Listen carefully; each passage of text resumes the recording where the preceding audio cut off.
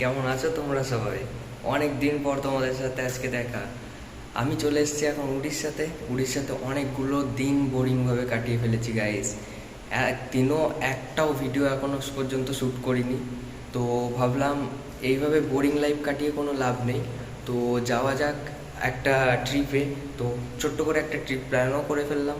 আজকে যাওয়া হবে পুরী সম্বলপুর ঘুরতে। এখন বাজে রাত 3টে গাইস, দেখো চোখগুলো কেমন লাল লাল হয়ে আছে। 3টের সময় উঠে রেডি হয়ে গেছি, বাকিরাও সবাই রেডি হয়ে গেছে, গাড়ি চলে এসছে। পাহাড়ের এখানে দেখা যাচ্ছে মেঘ, দেখা যাচ্ছে মেঘ ভেসে আসছে এখানে রাস্তার উপরে। যখন তখন বৃষ্টি শুরু হয়ে যাবে। অনেক ঘন্টা জার্নি করে ফাইনালি সম্বলপুরে পৌঁছে গেলাম। আর এই মহানদীর পাড় দিয়ে চললাম আমরা প্রথমে মা কমলেশ্বরী মন্দিরে। সেখানেই প্রথমে পুজো দেওয়া হবে। সবার প্রথমে আমরা চলে এসেছি মা কমলেশ্বরী টেম্পেলে। এটা হচ্ছে মা দেবী দুর্গার মন্দির।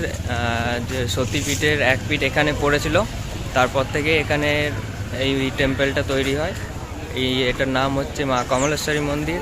তো এখানে আমরা সবার আগে পুজোর জন্য কিছু জিনিস নিয়ে তারপরে মন্দিরের ভেতরে যাব মা কমলেশ্বরী, মা দেবী দুর্গার দর্শন করতে।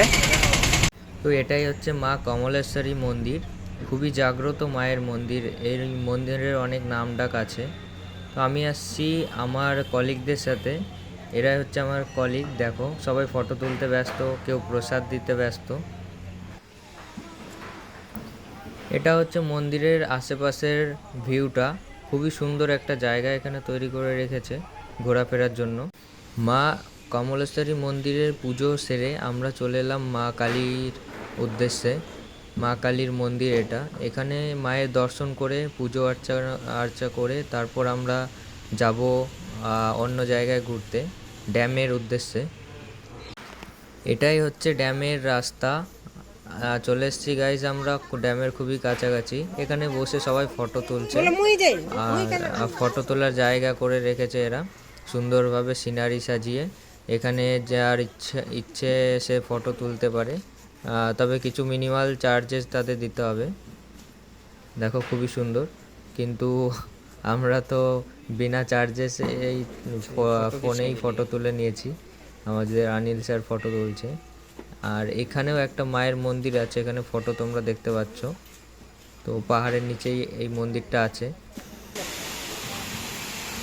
আমরা চলে এসেছি এখন মহানদীর কাছে। মহানদী তো শুনেছি আগেই।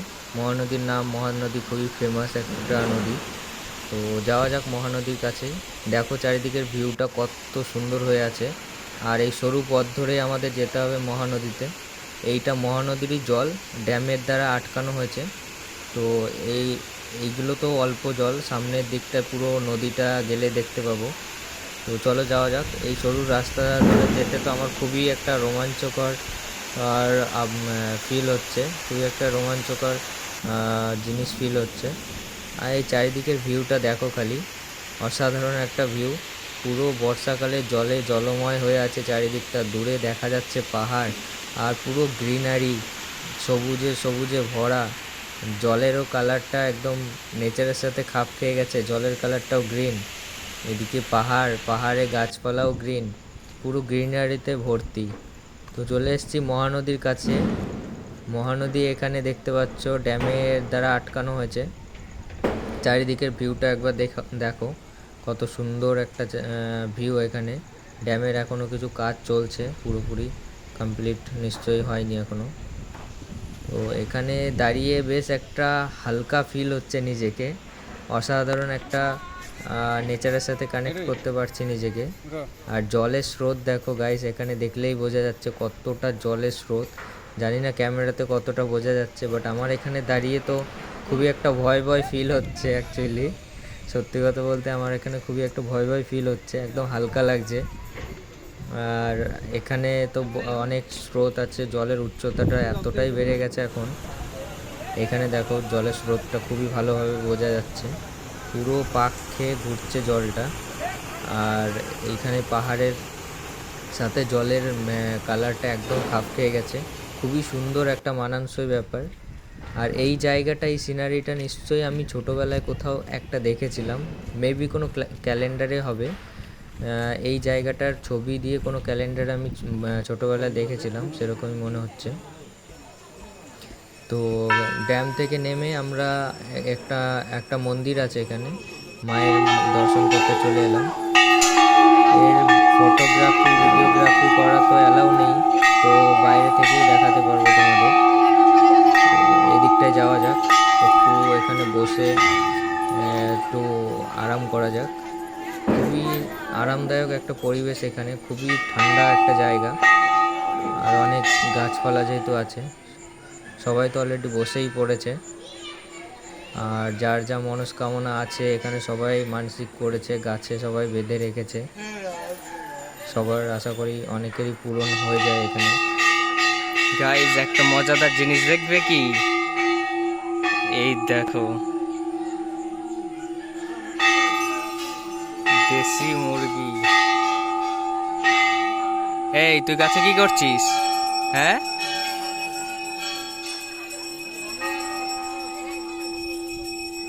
আমরা তো জানতাম এরা মাটিতে থাকে, এরা গাছেও যে থাকে সেটা প্রথমবার দেখছি। দেখো কোথায় উপরে উঠে বসে আছে, বাহ।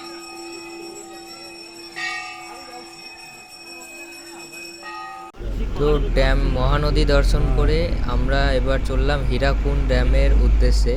হীরাকুন্ড ড্যাম তোমরা নিশ্চয়ই সবাই শুনেছো, খুবই অসাধারণ একটা ভিউ এখানে দেখা যাচ্ছে। তো ফাইনালি আমরা চলে এসেছি হীরাকুন্ড ড্যামের কাছাকাছি। তো অ্যাকচুয়ালি ড্যামের ওপর তো সরাসরিভাবে যাওয়া যায় না, আমাদের এই মিনারে চেপে মিনারের ওপরে উঠে ড্যামটাকে আমরা দর্শন করতে পারবো, দূর থেকে দেখতে পাবো।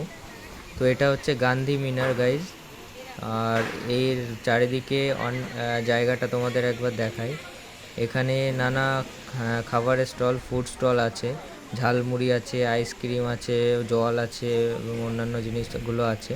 চারিদিকে বেশ পার্কের মতো খুবই একটা সুন্দর জায়গা, ছোটোখাটোর মধ্যে এখানে বানিয়ে রেখেছে এরা, খুবই সুন্দর একটা জিনিস। তো এটাই হচ্ছে সেই গান্ধী মিনার, এর ওপরে চেপেই আমাদের দেখতে হবে। তো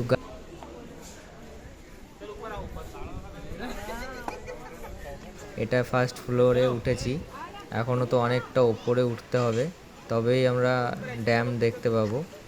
এটা দেখো, এখানে রোপওয়ের সিস্টেমও আছে। রোপওয়েতে কেউ চাইলে আসতেই পারে নিচে থেকে, আমরা তো গাড়িতেই এসেছি। ফাইনালি এবার পৌঁছাচ্ছি টপ ফ্লোরে। आ गया?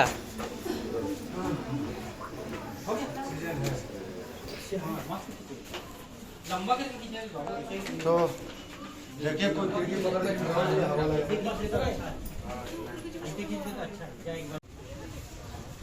डैम यही है क्या? यही डैम है। उसके ऊपर नहीं जा सकते? उसके ऊपर कहाँ से जाएंगे?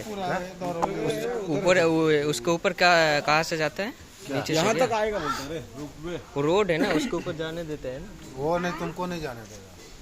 उसमें पब्लिक के लिए नहीं है, पब्लिक के लिए नहीं है। पानी बोतल का नेट है मेरे पास, इधर नीचे लगा।